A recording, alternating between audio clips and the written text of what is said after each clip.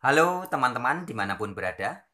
Video kali ini adalah komentar saya tentang kasus yang masih belakangan ini heboh ya. Tentang Pak MKC yang dimasuk penjara kemudian digebukin orang dan sebagainya itu.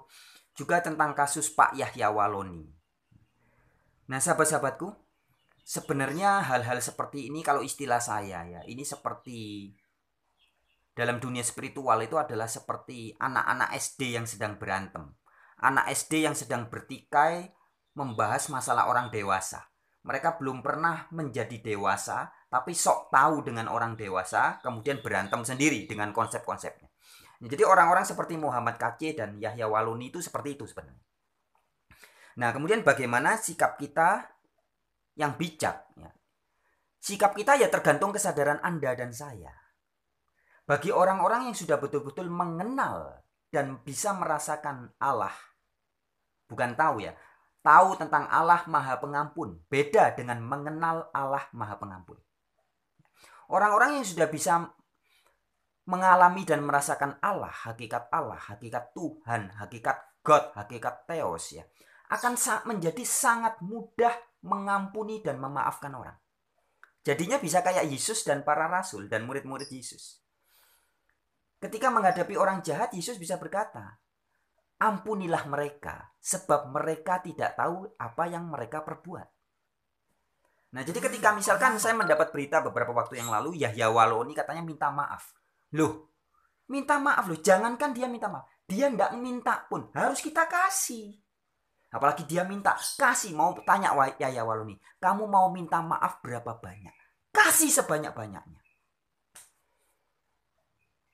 Harusnya seperti itu.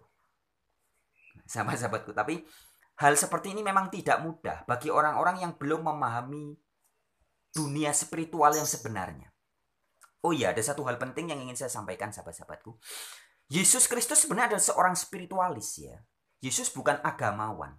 Yesus bukan seorang manusia yang hidup sehari-harinya diperbudak oleh dogma-dogma agama. Tidak. Tapi Yesus adalah pelaku spiritual. Justru Yesus mengajak orang keluar dari doktrin-doktrin agama. Nanti suatu saat saya akan bahas khusus itu. Yesus seorang spiritualis, Yesus bukan agamawan. Bahkan Yesus menabrak dogma-dogma, doktrin-doktrin agama tertentu. Ya, doktrin-doktrin tertentu yang ada di agama pada zaman itu ditabrak oleh Yesus. Yesus mengajak orang keluar, terbebas dari doktrin-doktrin. Nah, kasus seperti Yahya Waloni dan MKC ya, ini sebenarnya adalah kasus orang-orang yang masih terjebak dalam dogma-dogma dan doktrin-doktrin agama, yang hidupnya masih diperbudak dan terpenjara oleh dogma-dogma agama, sehingga kemudian terjadi konflik antara ego dengan ego ya, sampai ya sekarang seperti itulah, masuk penjara. Tapi pada kesempatan ini yang ingin saya bahas bukan itu sahabat-sahabatku. Yang ingin saya sampaikan adalah lebih kepada bagaimana sikap kita sebenarnya menyikapi hal itu. Pertama tadi, kita harus mengampuni mereka, sebab sebenarnya mereka tidak tahu apa yang mereka perbuat. Nah, penjelasannya bagaimana? Sebenarnya ini masalah rasa, masalah spiritual yang tidak bisa diungkapkan dengan kata-kata dengan pas. Tetapi kalaupun harus diungkapkan, saya mencoba menjelaskan ya. Buat teman-teman yang percaya Alkitab, di dalam surat Efesus pasal 2 ayat 2 dan pasal 6 ayat 12, itu ditulis, diberitahu dengan begitu jelas bahwa sebenarnya musuh kita, musuh manusia dimanapun, musuh Anda dan saya itu sama sekali bukan manusia, tapi kuasa jahat, spirit jahat yang ada di udara yang menguasai seseorang. Di beberapa video-video terdahulu saya sudah pernah menyampaikan, saya berikan contoh, misalkan ini sekedar contoh ya.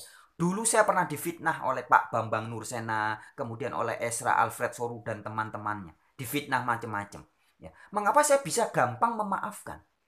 Karena saya sadar betul musuh saya bukan Bambang Nursena, bukan anak buahnya Gracia Pelo yang juga memfitnah kami, bukan juga dari kelompoknya Stephen Tong dan Esra Alfred Soru, bukan. Tapi musuh kami adalah kuasa, spirit jahat yang mempengaruhi Bambang Nursena untuk memfitnah kami. Kuasa jahat yang mempengaruhi Esra Alfred Soru untuk memfitnah kami. Nah, ketika saya sadar itu, maka saya tidak jadi tidak bisa membenci Esra Soru dan tidak bisa membenci Bambang Nursena secara berlebihan. Tapi yang terjadi justru sebaliknya, mengasihi. Ini bukan teori sahabatku, ini nyata. Ketika ada orang yang memfitnah saya, dan saya sadar orang sebenarnya yang memfitnah saya bukan orang itu, tapi adalah spirit jahat yang mempengaruhi orang itu. Maka saya tidak menjadi benci kepada orang itu. Atau di video terdahulu juga pernah saya sampaikan. Jika mungkin Anda pernah fitnah atau Anda pernah dijahati oleh mantan, entah mantan pacar, mantan suami, atau mantan istri, atau dijahati oleh tetangga, oleh anak, oleh saudara, oleh teman, oleh musuh siapapun. Nah, ketika kita sadar bahwa musuh kita sebenarnya bukan orang, bukan pribadi itu, maka kita jadinya malah bisa mengasihi orang itu. Itu sebabnya Yesus bisa berkata kepada orang-orang yang memfitnah Yesus, yang menjahati Yesus, bahkan menyiksa dan membunuh Yesus. Yesus berkata, Bapa, ampunilah sebab mereka tidak tahu apa yang mereka perbuat. Jadi Yesus ngomong ini beneran. Penjahat-penjahat yang menyiksa Yesus itu tidak ngerti beneran. Karena penjahat itu sebenarnya sedang dikuasai oleh spirit jahat. Di dalam Injil Lukas juga dikatakan ketika Yudas mengkhianati Yesus, di situ tulis, maka masuklah iblis ke dalam Yudas. Jadi Yudas baru bisa berbuat jahat setelah dimasuki iblis. Nah, demikian juga dalam kehidupan kita sehari-hari, sahabatku. Orang bisa memfitnah orang lain, orang bisa membenci Bible seperti Yahya Waloni, orang bisa menghina Nabi Muhammad seperti MKC, atau orang bisa memperkosa orang bisa korupsi. Itu semua karena orang itu dimasuki spirit jahat. Kalau tidak dimasuki, orang tidak bisa berbuat jahat. Begitupun Anda dan saya tidak bisa berbuat baik. Yesus berkata, kamu berkata, aku baik, tidak ada yang baik. Tidak seorang pun manusia baik. Yang baik hanya Allah. Nah, jadi orang tidak bisa berbuat baik kalau tidak dimasuki oleh spirit Allah. Anda dan saya bisa benar-benar ikhlas menolong orang miskin, mengunjungi orang-orang di penjara, mengasihi pelacur-pelacur, mengasihi penjahat, hanya ketika Anda dan saya ada dimasuki roh spirit Allah. Kalau enggak bisa. Semuanya munafik, berbuat baik untuk supaya dipuji, ya, memberi orang supaya dianggap baik. Nah, semuanya jadi munafik. Tapi Anda dan saya bisa betul-betul melakukan hal baik hanya jika Anda dan saya dikuasai roh Allah. Begitupun semua orang yang bisa melakukan kejahatan hanya orang-orang yang sudah dikuasai roh jahat. Nah, artinya sahabat-sahabatku menyikapi hal ini, bagaimana kita menyikapi orang yang kita anggap jahat kepada kita? Kita harus ingat itu tadi, Efesus 2 ayat 2 atau Efesus 6 ayat 12. Sebenarnya tanpa ayat pun ya, tanpa ayat kitab suci, semua pelaku spiritual di dunia ini sudah paham. Pelaku spiritual yang beneran, semua paham bahwa segala bentuk kejahatan apapun yang terjadi di muka bumi ini bukan betul-betul karena pekerjaan manusia, bukan. Tapi karena ada spirit lain, ada kuasa yang menguasai manusia itu. Manusia ini kan hanya wadah. Kita terbentuk dari atman, unsur hidup dari Allah, yang tercipta dengan tubuh raga jasmani ini dari 4 unsur alam, dari tanah, air, udara, api yang menyatu. Nah, kemudian wadahnya ya ini menjadi manusia ini.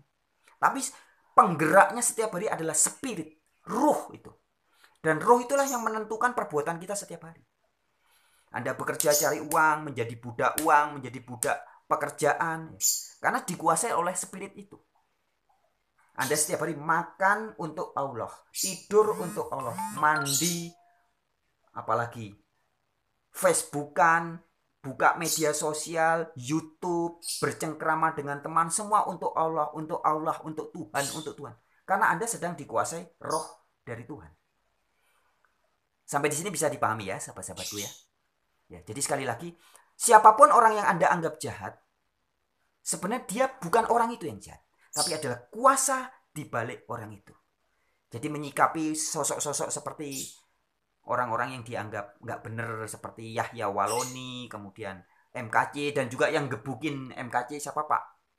Bonaparte, Napoleon, dan kawan-kawannya itu. Sikap yang benar, kalau sesuai dengan kesadaran spiritual yang tinggi adalah ampunilah mereka. Sebab mereka sama sekali tidak paham yang sedang mereka perbuat. Bahkan banyak orang merasa membela Allah, membela Tuhan, tapi dengan cara kekerasan. Mengapa? Karena mereka tidak paham, tidak sadar Tuhan yang sejati, God yang sejati, Allah yang sejati seperti apa. Oke sahabat-sahabatku, semoga bisa dipahami. Jumpa di video yang lain. Salam dari saya. Haleluya. Shalom.